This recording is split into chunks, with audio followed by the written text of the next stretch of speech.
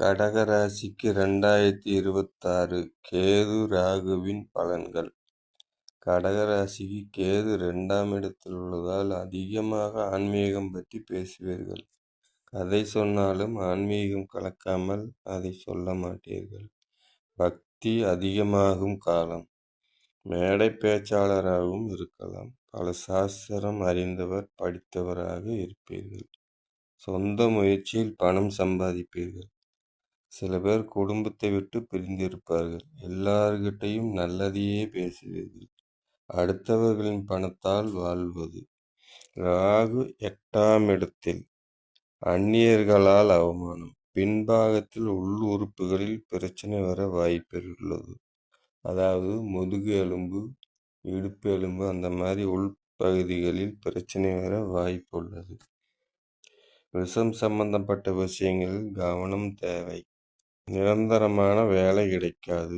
எப்போ பார்த்தாலும் ஏதாவது ஒரு வேலை செஞ்சுக்கிட்டே இருப்பீங்க. அதனால் பலன் இல்லை. தோல் சம்பந்தப்பட்ட வியாதிகள் வரக்கூடும்.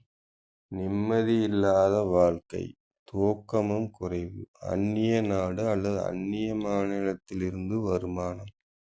அந்நியர்களாலும் வருமானம் ராகுவால் கிடைக்கும். வர்ற வருமானம் எல்லாம் செலவுக்கே பத்தாது.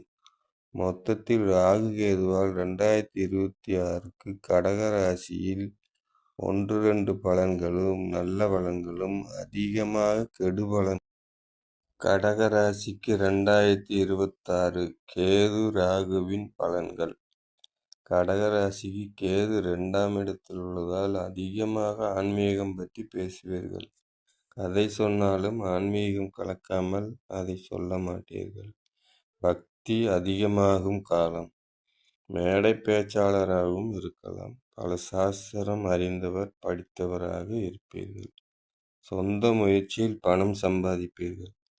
சில பேர் குடும்பத்தை விட்டு பிரிந்திருப்பார்கள். எல்லார்கிட்டையும் நல்லதையே பேசுவீர்கள். அடுத்தவர்களின் பணத்தால் வாழ்வது.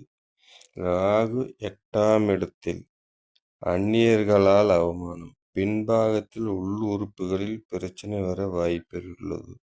அதாவது முதுகு எலும்பு, இடுப்பு எலும்பு, அந்த மாதிரி உள்பகுதிகளில் பிரச்சனை வர வாய்ப்புள்ளது.